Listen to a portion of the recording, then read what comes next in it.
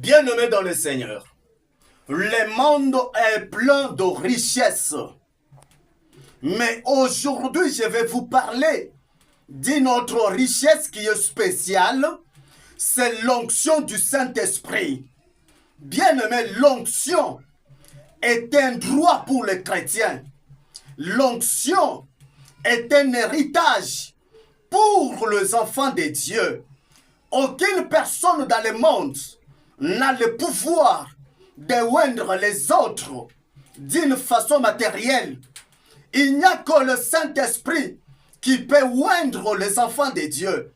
C'est pourquoi Christ a dit, l'Esprit du Seigneur est sur moi et il m'a oint. C'est pourquoi nous voulons partager sur quelques avantages de l'onction. Le premier avantage, l'onction donne la joie. Le deuxième avantage, l'onction rajeunit. Le troisième avantage, l'onction met la différence. Le quatrième avantage, l'onction protège.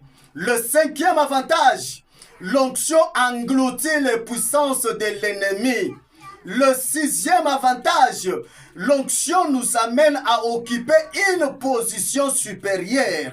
Le septième avantage, l'onction donne la victoire. Le huitième avantage, l'onction brise les jougs ou les chaînes de maladie et de malédiction.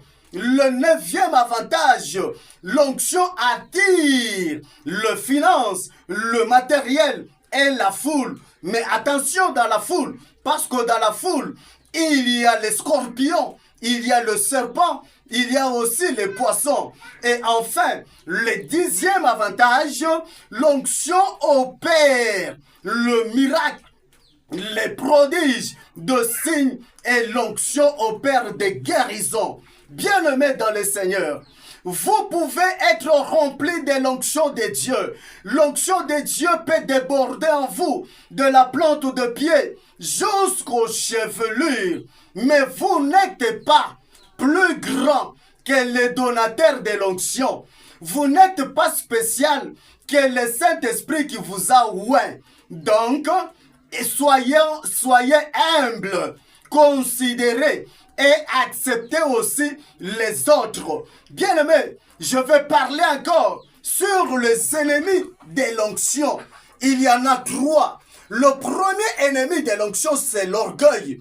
Le deuxième ennemi de l'onction, c'est l'impudicité. Et le troisième ennemi de l'onction, c'est la cupidité. Bien-aimés dans le Seigneur, Christ sur la terre, il pouvait parcourir le monde, guérissant le malade, opérant le miracle. Mais la nuit, il allait à la montagne pour être ravitaillé. Soit très tôt matin, il pouvait se retirer afin d'être ravitaillé encore de l'onction de Dieu. Vous pouvez servir Dieu, vous pouvez travailler, mais après, il faut vous retirer des autres afin d'être ravitaillé de l'onction du Saint-Esprit. Bien-aimé, avoir l'onction, c'est une bonne chose, mais savoir gérer l'onction, c'est très capital.